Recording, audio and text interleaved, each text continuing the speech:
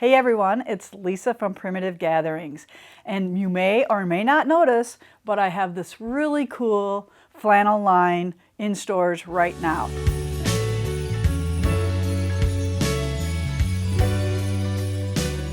It is called Yuletide Gatherings. It is a Christmas line and it features reds, greens, creams, grays, and dark grays as well.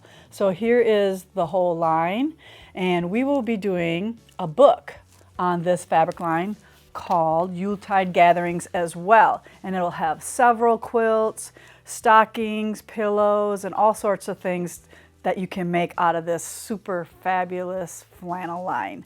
Now, this line also has a panel in it, and I want you to check out that panel as well, as we also have a pattern for that quilt using that panel as well.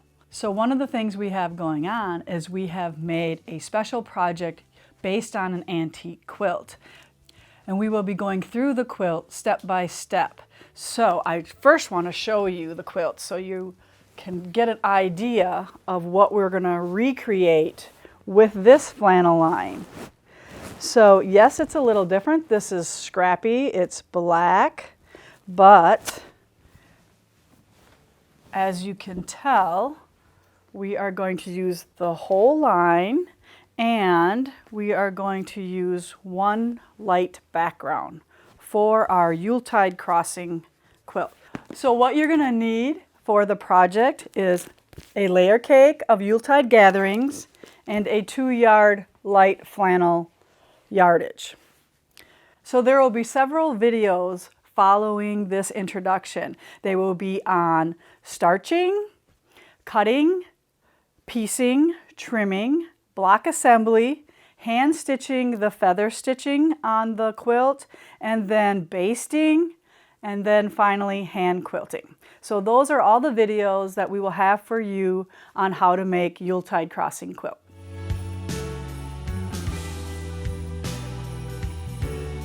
Okay, so why do we want to starch our fabrics?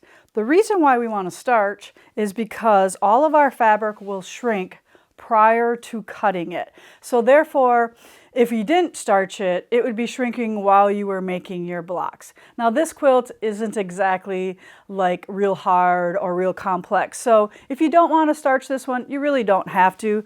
But I am such a starcher that when fabric is not starched, it's really much difficult for me to work with it. So I prefer everything that I do to be starched. So it has a nice stiffness to it when you're running it through your machine. And when you're pressing, it just like submits and lays right down because of the starch in it. So take your layer cake apart, and then one of the first things you're going to do is I like to flip it upside down. So I like to starch on the back side. It's much easier to see what has been starched and what has not been. So if you miss something, it's really easier to tell on the back side. So I'm going to layer several of them and then put them onto the drying rack, because this is exactly how I do it. So I use the Faultless Heavy Starch, and you can use any starch you want, just make sure it's heavy duty. But these we find like at the dollar stores or in the discount supermarkets and stuff like that. So I also have a handle that you can put on your can if you don't like to press for long periods of time. You can use the spray can handle. That works really well. So what you want to do is you just start starching. I kind of do the perimeter and then fill it all in. So I just don't do like a wimpy spray. I saturate it, and then I don't hang it up right away. I just let it sit here, and I'll put the next one on top and then starch that one as well. So therefore, none of the starch is being wasted. It's just all being soaked up into the fabric instead of dripping off and onto the floor when you hang it on the drying rack. So you do several of them, like maybe you do all the greens and then all the creams and all the blacks together.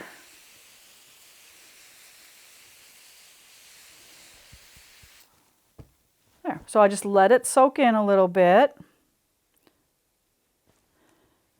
I'll just move this one aside here. And you can kind of really tell how this is all nice and saturated. So when all your greens are done, so now see how I kind of got a little white spot there? So that's why it's nice to go on the back side, because like I said, much easier to tell when you miss something. I'll let that soak in a little.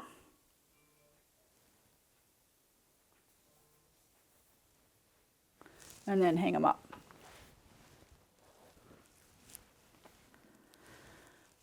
And I would go through this whole stack and simply just starch, and then hang, and then give it a couple hours, like probably 4 or 5 hours, and it'll be completely dry. Then when everything is completely dry, you would then layer your pieces and steam them nice and flat.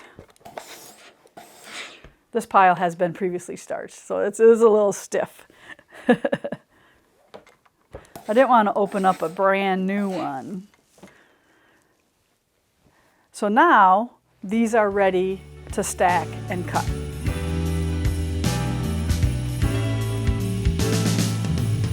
All right, before we begin cutting, I just want to show you the finished block. So these are the blocks that are what we are aiming for. But if I back up a little bit, because this is what we're going to end up with, this is one in progress. So I wanted to show you that these triangles are oversized. So that makes it easier for us to cut our layer cakes in half twice. And just so you know that if your layer cake is not exactly 10 inches anymore, like maybe it has shrunk to 9 3/4, that it really doesn't matter. We're just going to take half of the layer cake and cut it down the middle, and then the other way as well. But I just wanted to point out that nothing is really precise in the blocks until we trim at the end. So keep that in mind, that it's okay if you don't have 5 inches. So I'm going to take my 5-inch ruler. I have a stack here of 10-inch squares, and I'm going to first measure what I have here, and I do have 10 inches both ways. So I'm just going to put my ruler on and cut, and then turn the other way and cut that way as well. So now I have my 4 squares. And then what you can do is we need to cut everything across the diagonal as well. So I do it that way, turn, and do it the other way.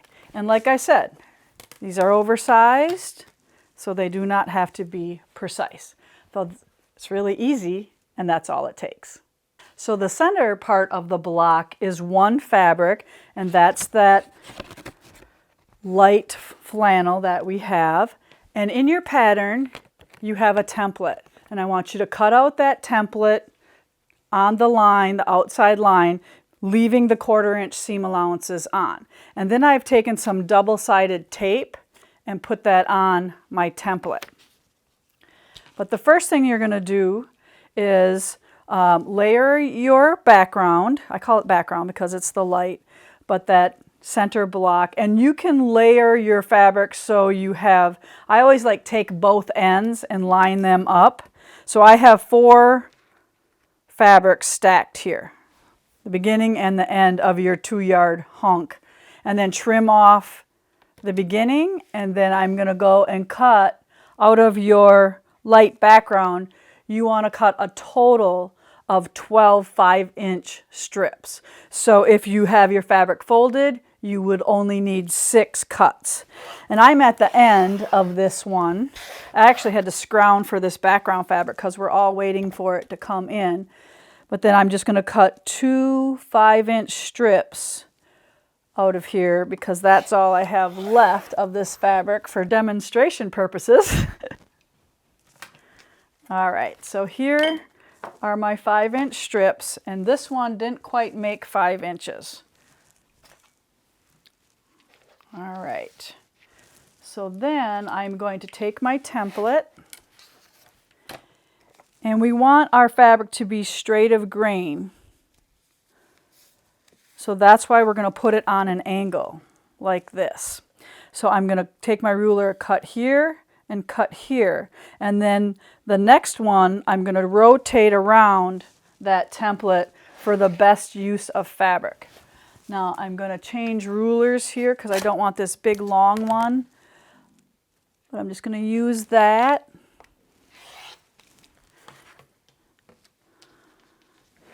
And then on each cut, you would then cut out your total template all the way around.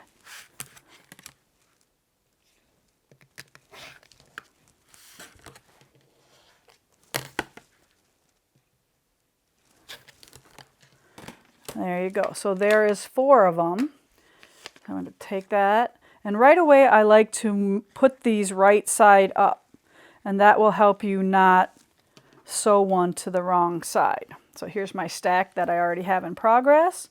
Now I'm going to take my template and I'm going to lay it, turn it the other way so the chubby side is here, and then do the same thing.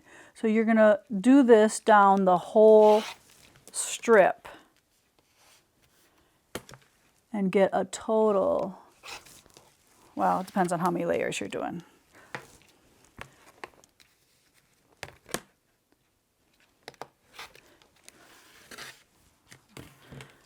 All right, there's another one. So now it goes back to the skinny side up.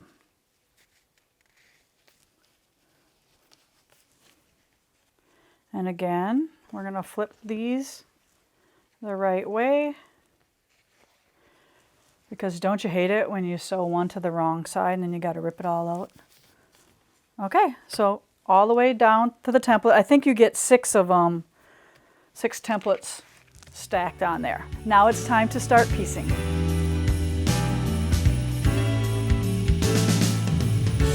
Okay, so I'm at the sewing machine. I have my 50 weight Aurifil thread in, and I have just did a practice block, so I'm not doing this because I pieced this thing probably 6 months ago, so I had to make sure I remembered how to do it.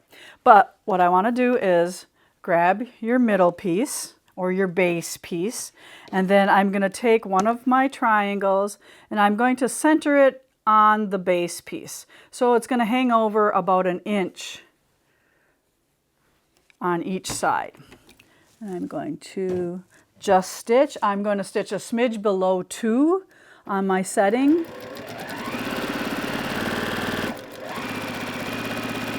And obviously, if I was making this quilt in real time, I would just take a bunch of my base pieces and just keep feeding one side on.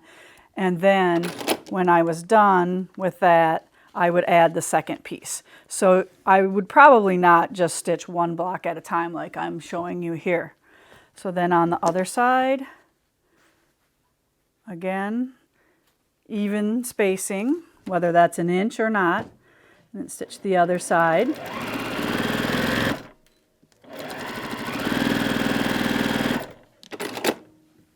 All right, so that's how quickly the blocks are made.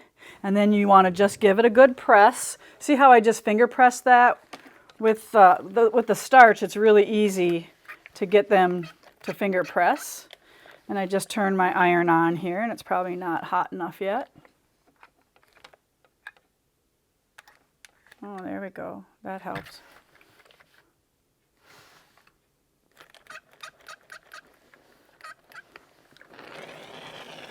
All right, so now we are ready to trim.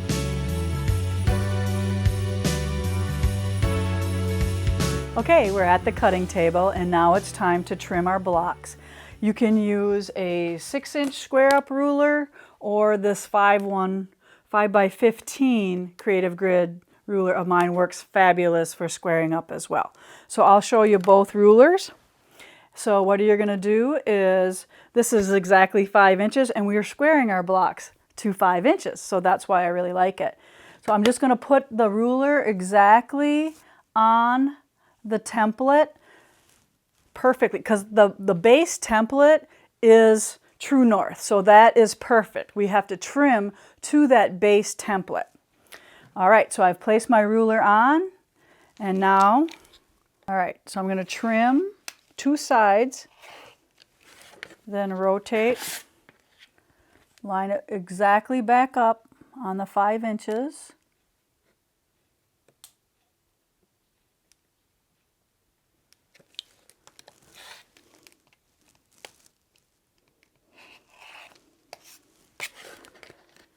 And that's how we're going to square them all up.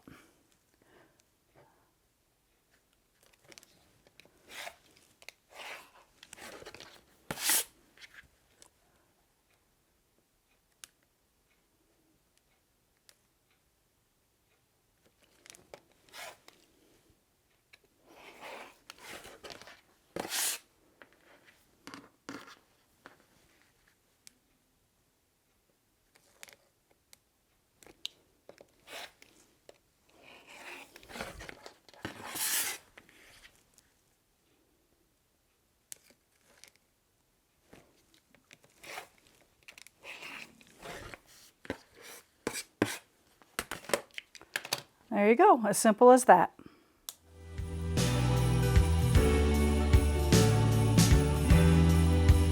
Okay, now that we're all trimmed up, it's time to piece the blocks together. Now you can piece the blocks together in single rows, or you can piece them together in blocks.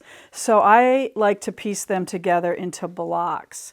So looking at your diagram on your pattern, you're going to want to pay attention to the chubby end or the skinny end, which way that's going. So to make one block, I'm going to just lay out 4 of them. And this one makes an X with the smaller sections on the outside. So then all you're going to do is lay them right sides together and then run them through the machine.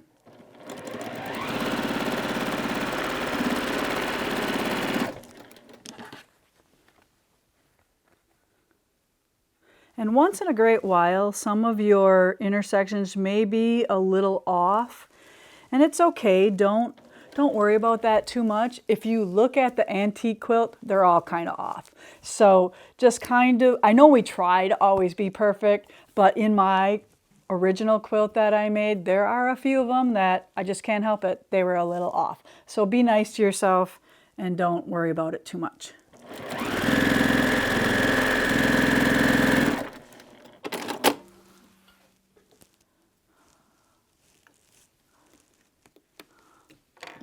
All right, so you can press these open. I suggest open, especially if you're going to hand quilt your quilt like I am doing this quilt.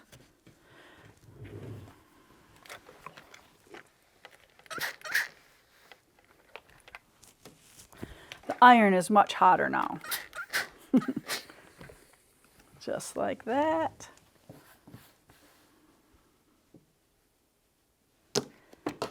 Pin that center.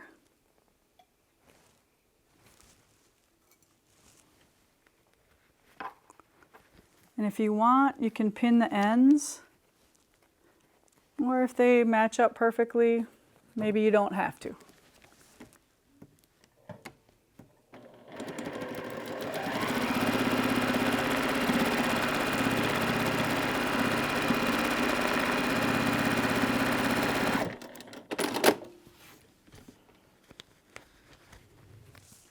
And then I'm also going to press this center seam open as well. And if you have a strip stick, I really highly suggest using that.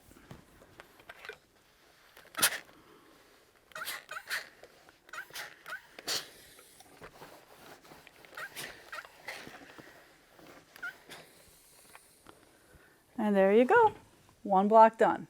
And the reason why I like them being in 4 is because when we do our hand stitching for the feather stitch that will be up next, you want to do it on a whole row or a whole section. You don't want to do that feather stitch on just 1 block. All right, so we'll be back for the feather stitching.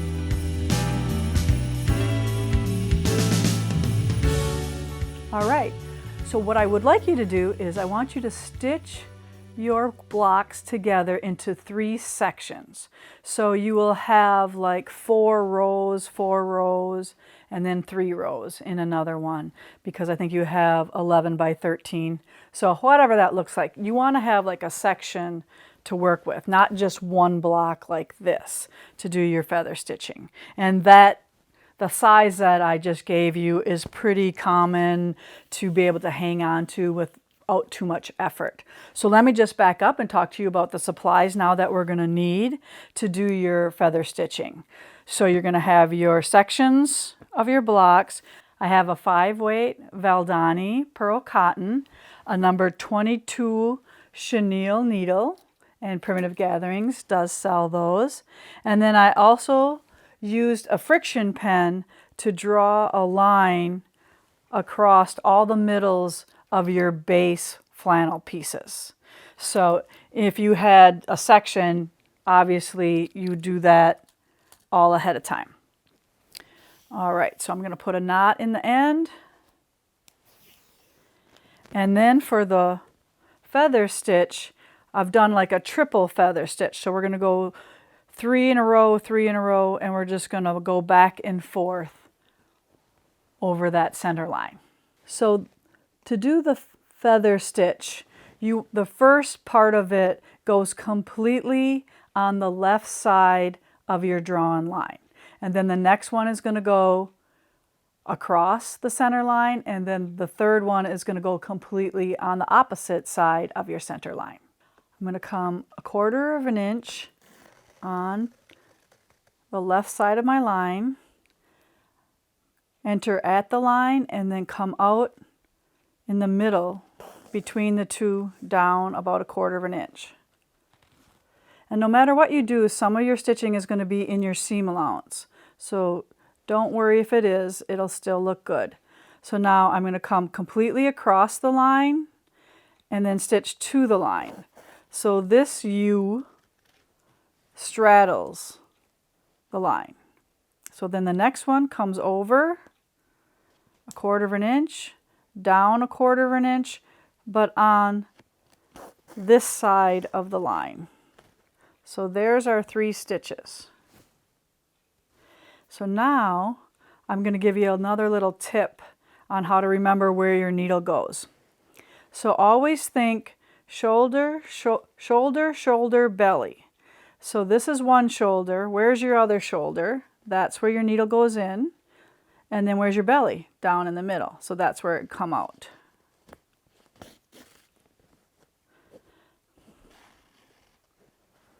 So now your belly becomes your shoulder. Shoulder, shoulder, belly.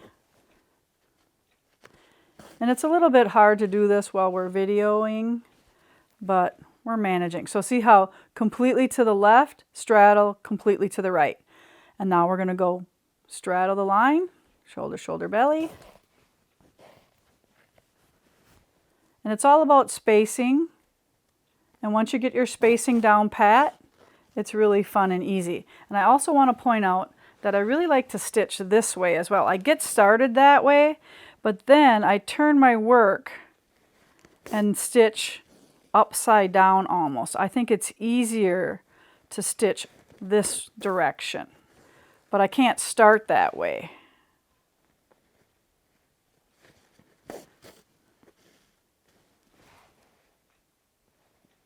It's easier to throw the thread around upside down. And you will get to really, really love this stitch. It's kind of easy to master. And you just all the way down and then all the way that way. And obviously you're going to have more because you're going to have like 4 of these, so you'll be able to keep going. But that's how you do it in a manageable way.